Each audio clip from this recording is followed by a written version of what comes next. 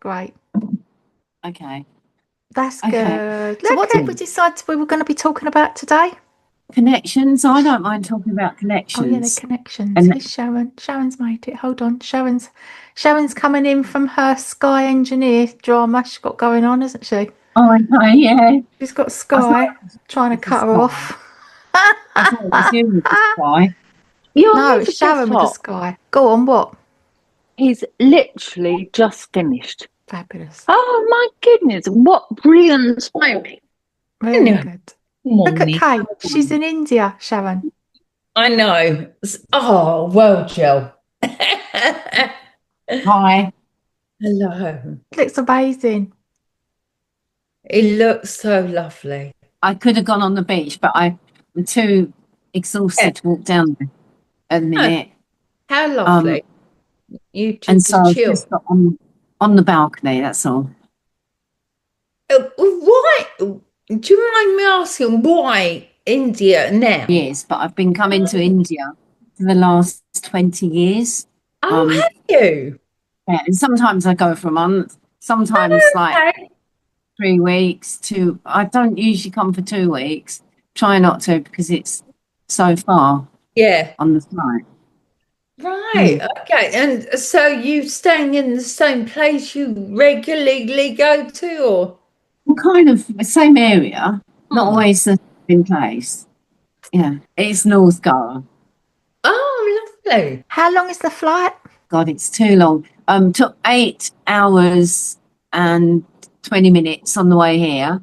And then there was a stopover in Mumbai. Bombay used to be called Bombay. Lots of Indian people call it Bombay still. And then it was just like no time at all from Mumbai to Goa. It's about 1 hour, 20 minutes.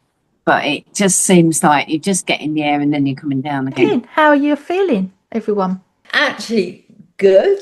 Hello everyone. Yeah, it's been loads going on, but I'm feeling good this morning. I'm getting assignments done on the course I'm doing. I've just got a revamp on my profile on one platform, and that's gone well. Yeah, feeling good.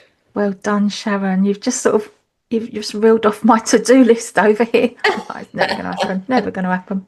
I'm feeling a little bit tired, honestly. For some reason, I don't know why. I woke up in the middle of the night and I was like looking at my WhatsApp, and there was a WhatsApp from Kay about the your WhatsApp didn't wake me up because I don't have notifications on. But I woke up and Okay. answered a WhatsApp in the middle of the night, and I was like, "What day is it?" And then I went back to sleep, and then I woke up and thought, "What did I just do?" And I'm looking at my WhatsApp like, "What did I say in the middle of the night?" Because I was half asleep. Yeah. So, Kay, how are you feeling? I'm a bit tired. I was quite exhausted. I just had a little nap, not a nap, but a lay down just to cool down because I was getting very hot. It's like the hottest part of the day, 12 till 3. I was getting very hot and now I've cooled down a bit. So I'm feeling okay. Bit better. And I'm feeling quite relaxed, really. Okay, so the thing we were going to talk about was the making connections and social anxiety. Was that one of the subjects? Yeah, social anxiety. I I get a lot of clients who have social anxiety. They just get anxiety when they're going out, when they're meeting people. Some of my clients have not had a relationship more than a couple of months, and they're like 30 or 40 years old, which is, I thought it was quite surprising or shocking. There are so many people that do struggle with social anxiety now. Yeah, it's people hide behind, or maybe not hide behind, but use their social media so much that actually then face-to-face contact is a bit overwhelming. Like, I know my own children don't even like using the telephone because they find it easier to text, or I think maybe that's part of it. What do you think? Definitely. I think that's quite common, isn't it? Not using the phone. I think it's all part of this social anxiety thing. People don't don't know how to connect. Maybe it's because of COVID, and a lot of people missed their developmental stage, and it was all online and it was all digital, and they learned digitally and online, and they didn't go to school or college or uni. They didn't have any face-to-face interactions. So I think that has made the connecting to others a little bit more difficult. People try and scroll, don't they? They scroll on their social media. And what are they scrolling for? They want to connect to something. Someone else's holiday, someone else's dinner, someone else's life. And really all the time you're scrolling, you're disconnecting.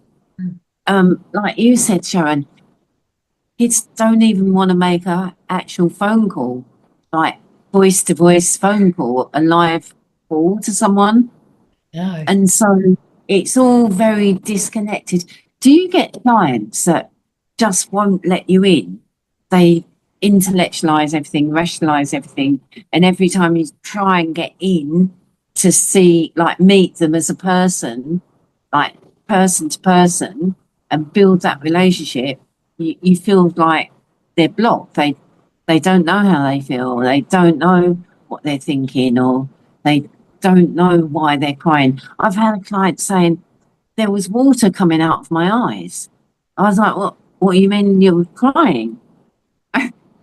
Like, disconnected. Well,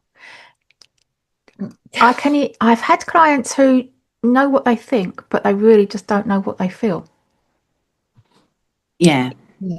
Yeah, again, disconnected, I guess. It's like, right, I think over there, feelings are something else. So I think going back to what you were saying, Kay, about COVID, I mean, we were so lucky in some ways that we have got screens and the internet and social media that we could connect with people somehow. But it, for lots of, especially people going through developmental stages or changing relationships or what, it also stopped the progression, didn't it? People learned a new way, and that was the way. And now it's like I do speak to a lot of people that read so much and learn so much, so are very self-aware, but don't know how to reconnect to go to the next stage. And also, it's not easy because we're not naturally set up in society now for that connection, are we? The only place people go, particularly in the UK, there's pubs, but if you don't drink, then why would you want to go there?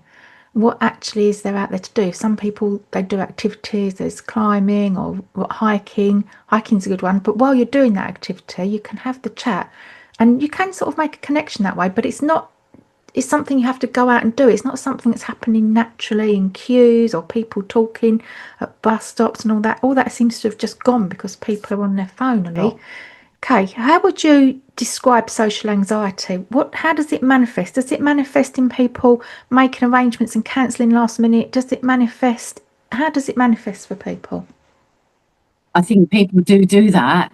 They make arrangements, then back out at the last minute because they're too anxious, and they might make some excuse.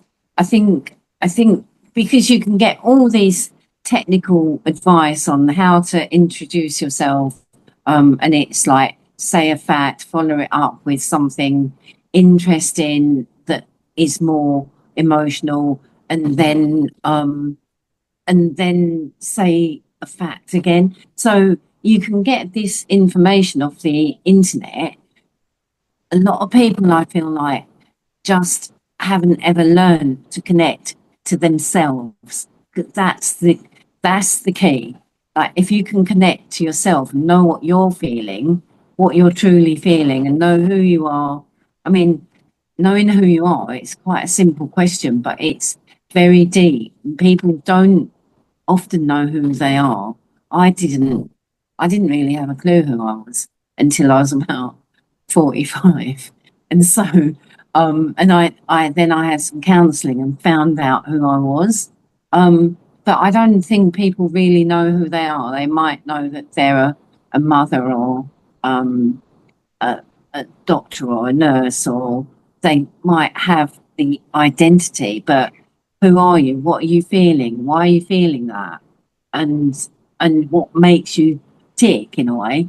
And that's what really fascinates me about clients. What makes them tick? What makes them shut down when they're in a group of people and they take the back seat in a way? It doesn't matter if you're on the back seat or being like in the front seat, in the spotlight. Doesn't matter where you are, but you need to feel comfortable and know where you'd like to be. At least know I'm a backseat person.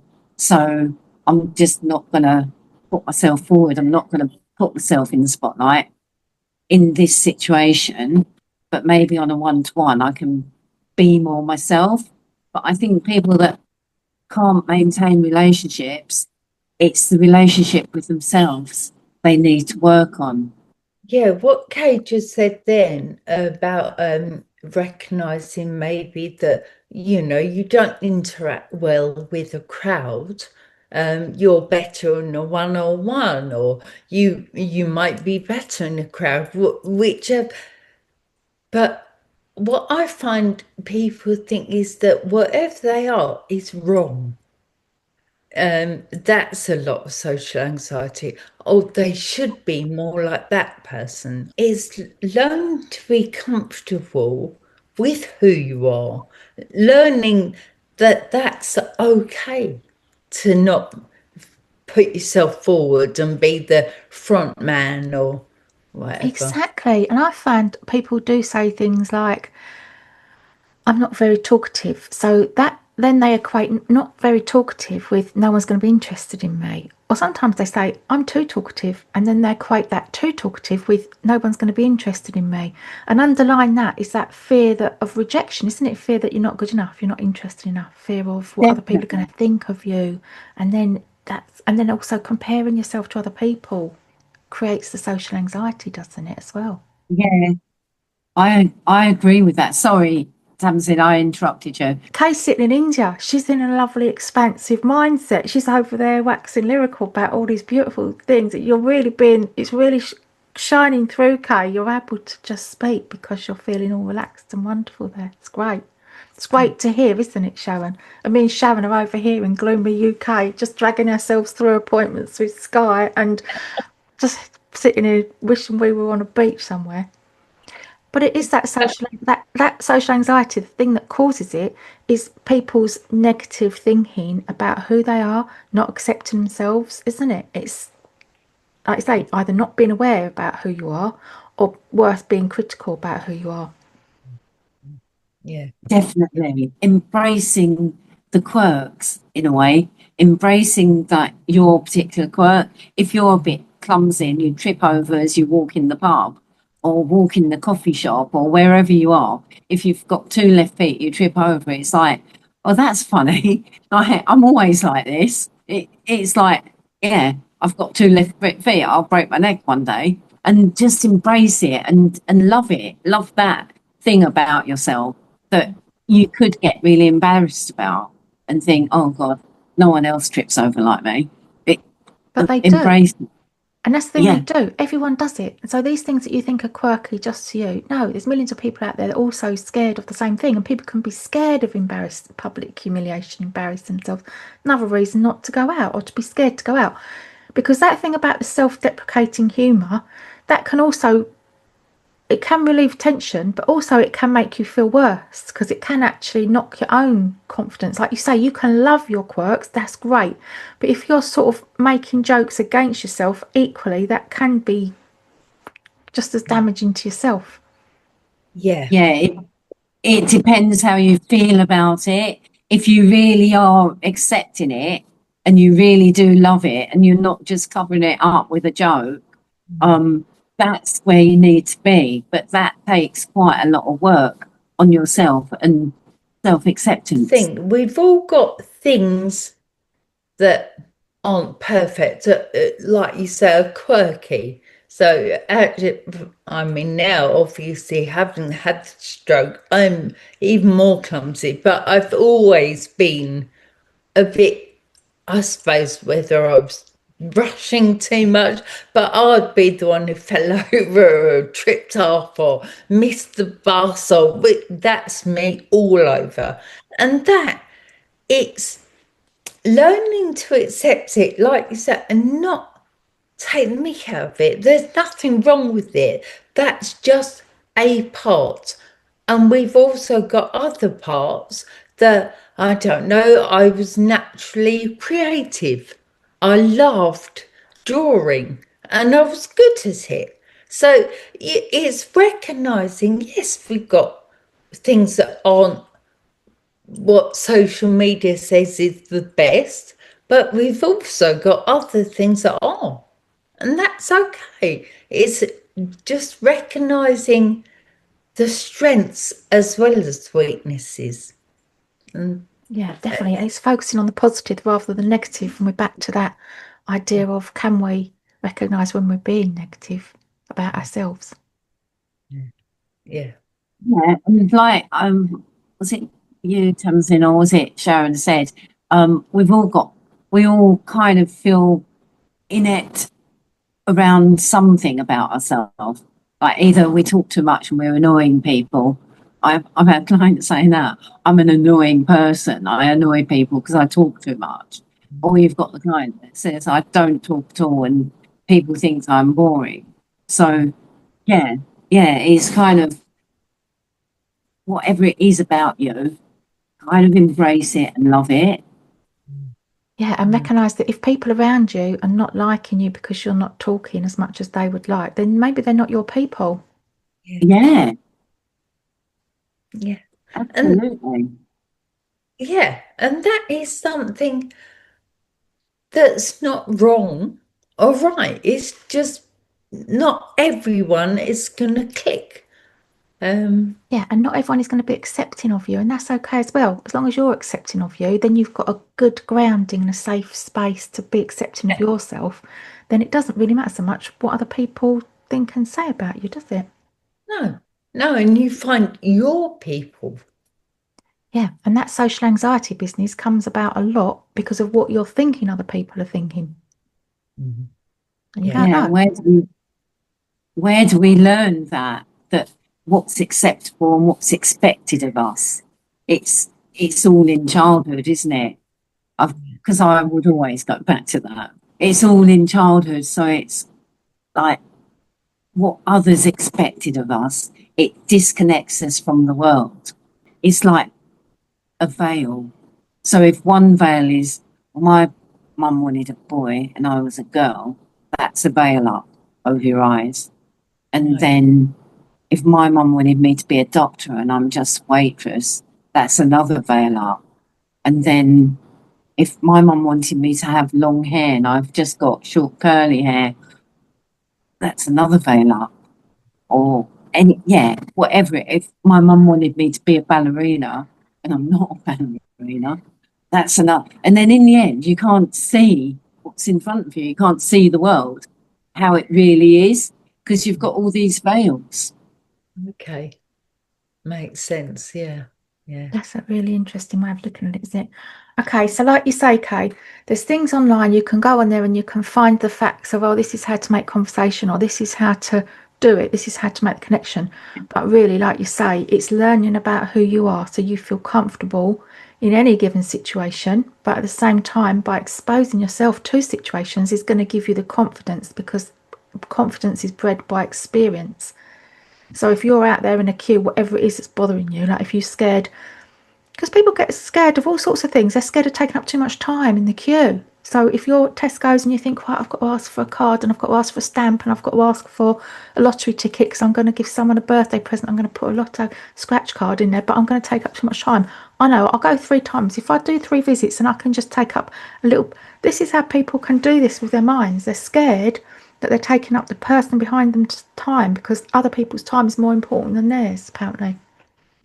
And they don't voice it. they don't voice it. They don't go, oh, sorry, I'm taking a bit longer because I'm getting stamps. And just exactly that. It just reminded me of my daughter-in-law. She was pushing her son on the swing, and there was someone with another child behind her waiting for the swing. And she felt like, oh, I need to get him off the swing because someone else wants it. And it's like, why should you feel like that? Why can't you say, I'll be another few minutes here. So if you want to go on the roundabout, do you know what I mean? Why don't we? Because it's all in our head, all of that, all those thoughts about I'm taking too much time in this queue, or I shouldn't have my son on the swing for too long because other people are waiting. Or like, if we just voice it, it disappears as well. It makes it okay, just like a magic wand. Yeah, and the other Yeah. person might say, oh, that's okay, I've got all day, I really don't want to go back to work, and I'm standing here because my boss has sent me out for milk, and I'm really happy to be here for as long as you need, because I want to spend some time in here. You just don't know, do you? No, you Yeah. don't know. You don't know. It's So, strange. Your social anxiety, I would imagine all of us get it at some point. It's just when it takes over. And I did have someone, if this never occurred to me, but someone else obviously did. And that's when you're in that queue, to me, to talk to the cashier might make their day. You say, oh, hi, how are you? Or, oh, so whatever. To them, I don't want to talk to the cashier. She's busy. She's far too busy to listen to my inane, Drivel. yeah, Drivel. drivel. It's not drivel. Nothing Yeah, is drivel. The spoken word is not drivel. Because I think that whenever you're speaking, you never know those words that are going to come out of your mouth are going to really help somebody standing behind you who might be listening. yeah, absolutely. And you can share happiness and give, yeah, yeah. An So it's appreciation strange. and help that cashier get through her day or his day. Mm, it's yeah. what we call in TA, it's what we call a warm fuzzy, is it? Is it a warm fuzzy? Banter, that little bit of banter. Someone going, morning, how are you? Like, even if they don't know you, or smiling as you walk past them in the street, it gives you that warm fuzzy feeling. And that's just banter. But that as well, we're all disconnected and so connected to our phones and media and stuff that we don't do the warm fuzzy banter. Although I have to say, where I am in Westcliff, a lot more people do it here than they do when I'm walking down South End High Street, I have to say, because South End High Street is like busy, right? There's a lot of people, and I go in there every other week because I'm working in there. And I walk past hundreds of people, and maybe one of them might raise an eyebrow at me or something, you know. But generally not. But in Westcliff, I walk up and down the road and people say morning, hi, whatever. Not just because I do it a lot, but because that's just the nature of people have got a little bit more time here, I think. Yeah, and it's a smaller community, isn't it? Like in Shoebury, where I live, that's a small community, and so people do smile and say hello. Usually, I've done it to someone, and they've just glared at me like I'm crazy. Oh, okay. How did that feel? I felt like, oh, that's not very nice. That's just like, yeah, that's a disconnect to start with. Yeah, I've taken up quipping. I mean, I've always been a quipper. You know, when you make a quip at someone, Oh, you know, you right. say something, you think you're funny, you know, right? I think I'm funny. I've always done it. I've always done it, right? But there's this podcast, I mentioned it before, called Chatterbix, where they do quipping. They think they're funny as well. And so the other day I was walking up the road and it was cold. It was like nearly snowing. I was dressed for the Arctic. And there was a bloke in shorts and he was in his shorts. And I said to him, and I couldn't help myself, you know, I said to him, and then he made a quip about your shorts, but I managed to reel it in. And he laughed his head off because we were both laughing because I was going to say something about his shorts and I managed not to. And then I told him that. Oh, did you? Did you tell him you was going to say something about the shorts? Yeah, but I managed to reel it in. And we both just laughed our heads off because it was just so stupid. That's it. Like Kay just said, when she said hello to someone and they looked at her as though she was weird.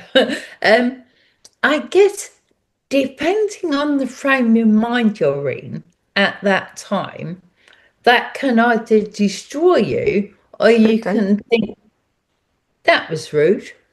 See, I wouldn't think that was rude. I wouldn't just naturally assume that was rude. I would think he was No. looking at me, wondering where did he know me from? Yeah, yeah. Why am I saying hello? You get it? The people do Depending.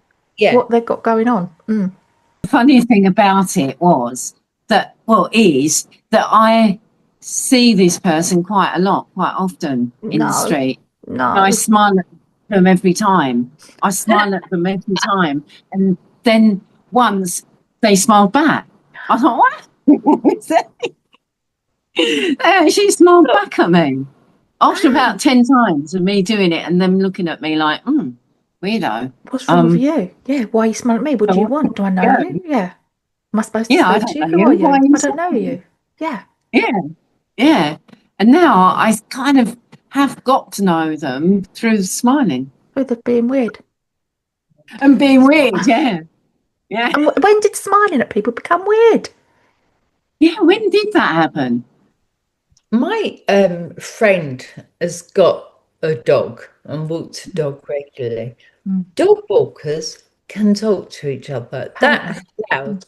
When she hasn't got her dog, no one speaks to her, and vice versa. Okay, that's on her. Because when I walk through Chalkwood Park, there's a million people out their dogs. I'll speak to them, and they will all speak to me whether I've got a dog Yeah. or not. Actually, though, this person I'm talking about who lives near me, she's got a dog, and I always see her when she's walking the dog. So perhaps she's like, "Oh, you haven't got a dog. Why are you talking to me?" I don't know. Maybe you're going to have to strike up conversation, Kay, and dig deeper into this. Maybe we'll need to do some investigative work here as to what's happened. Yeah, maybe I can say I like your dog. What sort of dog is that? Yeah, have a little Yeah, chat about the dog. What a beautiful Yeah. creature. What a lovely coat. Some people don't like compliments, do they? Again, now it's seen as weird. they Yeah. deflect, don't they? Well, you say, "Oh, nice. Oh, this old thing." I've had it years. Yeah. Um, It's a pound in the charity shop. yeah, yeah, yeah. Rather than that, thanks. That's it. That's all you've got to say, isn't it? Yeah, that is all we have to say. Thanks for that. Yeah. Yeah. Although when sometimes actually I complimented this one walking down the street the other week. She was walking away from the light shop and I was going to buy a light bulb, and she was all done up. She looked like she was going to a prom or something, and she was like in her 50s. She was all done up, and I said, "So you look amazing," and she had a big smile. She went, "Oh, thanks for that." Like, I was like, "Yeah, you're right." Yeah, yeah. People I think it's weird, try don't they? to do that to other people because, well, it does. It makes your day, doesn't it? If a stranger tells you you look nice, you think, do I? Thank you. So yeah, I do try and share that with other people. But it is this mentality that says it's weird. You're being creepy if you give somebody a compliment. It's like, oh, so that's why people stop, I think, with the social anxiety, because also they're scared that the other person's going to be offended by what they say. And it is true, different parts of the country and different parts of the world are different.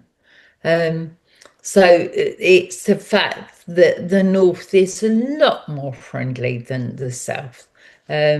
Years ago, I was lucky enough to live in another country, and that was a learning curve for me because I was quite a young woman, and the amount of strangers there was that morning, how are you? Have a good day. And I was like, at the time, I thought it was weird. So it taught me actually a lot because everyone said something.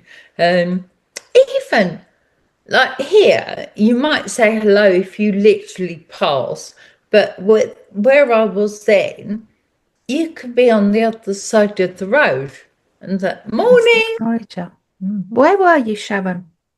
Bermuda. Now Yeah. we're jealous. Bermuda? Oh my goodness. Bermuda? Bermuda. Oh, wow. Triangle. You Come live on. there? Yeah, I was 29, 28, 29. Yeah, it was rather lovely. And you was living in Bermuda? Yeah, yeah. My Oh, husband got a contract there for a year. And I did come and go a bit, but I was there pretty much 9, 10 months. Yeah, very nice. And I couldn't get a work permit, so I had to go to the beach every day. What a shame. oh, How awful. hard work, Oh. tough. So the Bermuda Triangle then, Sharon? Yes, indeed. Indeed, which was a bit scary, but then you get there and think, why? Why I'm so scared? Yeah, no, it was lovely. Wow. No, yeah, Bermuda Triangle You're the was. first person I've ever met that's been anywhere near the Bermuda Triangle. Yeah. Oh, you know what the Bermuda Triangle was, or It's just planes and things vanish over it, don't they? And boats vanish in that well, area. It's a bit of a mystery. yeah, not anymore because I mean, I will say the sea is turquoise. It is beautiful. But there was a point, I can't even remember where, but we could look and you couldn't see where the sky and the sea separated. Oh, Whereas now, because of technology, they don't even need to see, do they? They could sail a boat or fly a plane without looking, because technology is so fantastic. So you don't tend to get that anymore. But yeah, there were shipwrecks and all sorts. It was wonderful, wonderful experience. People spoke to you, and it's a culture, isn't it? It definitely is a culture thing. Mm, do you mm. think, although it wouldn't apply to up north because that's colder, but do you think it's because it's a warmer country? People are just more happy. Because, like you say, here up north it's different. I mean, Yeah. I remember my granddad visiting one year down here and going to the pub, and the only seat available was at a table where people were all ready. So he sat down, just put the chair out, like wasn't facing them, but they got up, left. Because they didn't like whereas in the north, it's like, oh, that chair's free, I'll have that. It's definitely something about being up north. People are friendlier. I don't know why. Maybe it's because they've had more hardships and they've had to have that sense of Yeah. community because there's a lot of poverty up Maybe. north. Whereas down south, generally speaking, even though we've had poverty bits, mainly people are, and this is harsh to say, but a bit more dog eat dog because it's so competitive down here for housing, money, jobs. People that are sort of a bit more selfish succeed, and so they're more likely to be more selfish people here. Actually, and going back to what Kay said, do I think it's because it was hot? No, it was, yeah, more community. And you saying that's just made me think about over here in India because people, especially the Indian people, they get involved. They get involved more, whereas we don't want to get involved in anyone else's It's business. business. If you're doing something odd or something's happening, you'll get people come up and offering to help or like laughing with you or I don't know, like Joining in. trying to Joining join in. in. They join in and they connect really much easier. Like it's that connection thing again, isn't it? So they're connecting with just someone on the street that maybe they've dropped their shopping bag or something. You'll get people coming up and making comments and perhaps helping you with like picking it up and like Yeah. just different things. Or if you're like you say, sitting somewhere on the beach and you can't find a chair, like you're looking for something, someone might interact and talk to you about that, like what you're doing, why And yeah, helping and and helping. yeah, I say I'm always like that. I always do that. But I've got friends and people that I know will say, "Don't get involved. You don't know anything. You can't help." I'm like, "Yeah, I can. You just don't know what sort of help I can give." And then I have to have an argument and justify why I want to go over and get involved with giving someone a plaster, right? You know. Exactly. But yeah, and I think you're really good at that, Tamsin, aren't you? But in Oh general, my people, God, Kay, let me just tell Sharon. Sorry, Sharon, got a story for you. Kay, when we went to London, do you remember? And I said to Kay, oh, I wonder if I'm going to get asked for directions here, right? Because that's my thing, yeah. When you're in the right place at the right time, you've got information. I'm like, and Google, we had a conversation about it. Well, in the day and age of Google, no one's likely to ask for directions, right? 50 yards later, wasn't it, Kay? It was 50 yards later in the yeah, tube station. Woman walked up to me and she said, what did she say? Do you know where the circle line is or something? So I left Kay, went yeah, back and showed her the sign and how to do it and put her on the right platform and came back. But I'm like, in all of London, with all the Googles, with all of the maps and everything, someone walked up and Yeah, asked me for directions. I'm like, there we are. See, it does still happen. totally, actually. And going back to what you were saying about Southend and Westcliff, that's often London. Like my brother's always worked in the city, and he's always said, "Don't don't interact, Sharon. Stop it," because people don't talk to each other. They don't say, "Oh, where's this?" So they just focus, look down, don't look at anyone else, don't get involved. So yeah, so that was really lovely. Yeah, but it's being open to it, isn't it? But we literally had a conversation about it and then someone walked up and asked for directions, didn't we, Kay? yeah, definitely. Yeah, I can witness that. And but that is connecting, isn't it? She asked you because perhaps she felt like she could connect to you And I knew just by Yeah, why. looking. She looked at me and thought yeah. she knows how to get on a tube. Yeah, And this like you person's gonna help me. yeah, Yeah, it's like you said, being open to it. Look, yeah, yeah, Because we were on a time scale, we were in a rush, we were in a hurry, we weren't hanging about, we had somewhere to be. And it's yeah, being mindful, this is happening, there's a person coming up to me, being aware, what's happening here for this person. Yeah, okay, I'm over here being really super busy and I've got somewhere to go and I've got somewhere to be, but what's happening right now? mm, yeah. In the moment. mm, Yeah, And that's what people miss, isn't it? When for some people they like to miss it, they just want to get out of their house, go to the shop and get back and no interaction, no one disturb me, no one speak to me. I'm not making any eye contact. I'm just doing my thing. yeah, And some people feel as if they would like to make the contact, but they don't know how to do it. mm, yeah. That's definitely. true. Definitely. So you've got to be open and confident, I think, enough in yourself to be vulnerable. It's about vulnerability, isn't it? A bit. Yeah. Definitely, 100%. Because if you're anxious and you're full of anxiety, you could be full of thoughts of fear. What does this person Mm, want from me? Is this person a scammer? Is this person going to yeah, harm me in any way? Am I at any risk here? And of course, you have to weigh all those things up as well. But don't allow those thoughts to prevent you from having that interaction. Use your common sense, but also be aware that humans, that's what we're on the planet for, isn't it? We're going to be interacting, passing information to each other, learning from each other. And I think that, like you say, Sharon, about the digital world, because of the digital world, we just share information like that. It means we don't no longer have to share information between ourselves, like our laughter and our happiness or our feelings of joy. We no longer, that's what people miss out on, isn't it?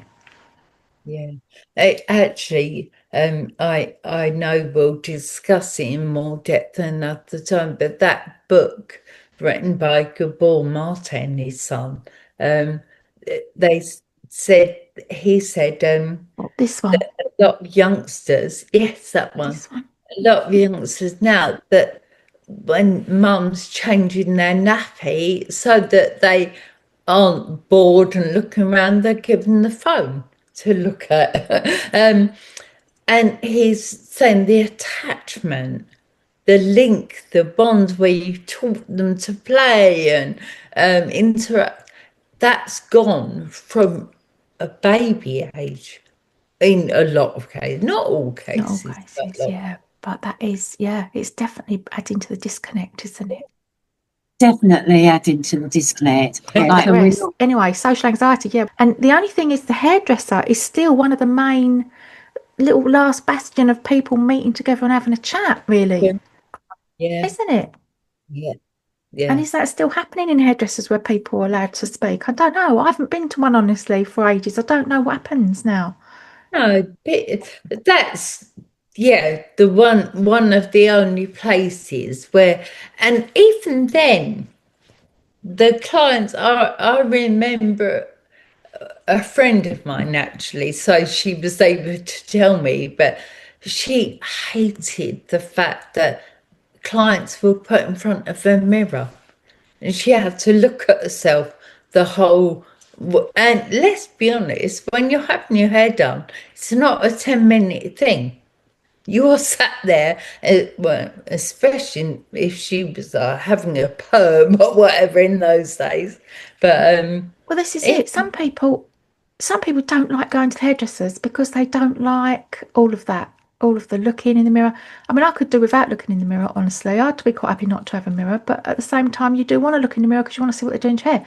But I remember saying that to a hairdresser years ago. Oh, I've got to sit here looking like this, and I was like that because I was like, oh God, I thought I looked terrible. And he went, God, yeah, it must be awful having to sit and looking at yourself in the mirror, like as if I was gonna like. It's a great thing to be doing. I'm like, what are you talking about? I don't want to be sitting here. Yeah. it's funny. He said, "Oh, it must be awful being sarcastic," because to him, obviously, you weren't looking at something horrible. To you, I'm it's like, like, oh, oh, I yeah, wish this, my hair and that, we look at ourselves so differently to how other people see us, don't we? definitely. critically. Yeah. And it's that idea of mirror work, isn't it, as well? Being able to look in the mirror and love what you're seeing. Yeah, yeah. So again, it is all part of social anxiety, I guess. A friend of mine the other day said, "Oh, Sharon, your hair still suits you short," because I had it up. And I was like, "Oh no." Because to me, I was like, no, I couldn't possibly, because years ago that was all tighter and it went so short hair was fine. Now I don't want my hair shorter than my sheets. But that's what I see me. And to her, it's like, what are you talking about? You look. You look great, yeah. But this is the thing, other people telling you what to do. It's irritating. Yeah, yeah, irritating, but reassuring that other people don't see the faults that you see. That's thank goodness. So we're coming to the end of the session. Do we want to sign off and say goodbye, everyone? Or is there anything else you want to say about social anxiety, Kay? No. I think to follow Joshua Fletcher, or he's known as Anxiety Josh on social media. He is so good and empathic because he's been through it himself. And now he's written books. I personally, I advocate him every day. Yeah. I've watched some of his videos. He's very calming. And so when people are in a state of absolute panic, they put him on and he goes, you're going to be okay. It's okay. Let's take some breaths together. And then you just are calmed by his voice. Yeah. Ah, sounds good. I haven't heard it. Very good. Very good. Yeah. Okay. So thanks for being here. Thanks for being the correspondent from India, Kay. My pleasure. Thank you. Thanks for being here, everyone. Thanks for being here, Sharon. Thank you. You Enjoy. both. Good See to you see you both. time. See you Bye. next time. Bye. Bye.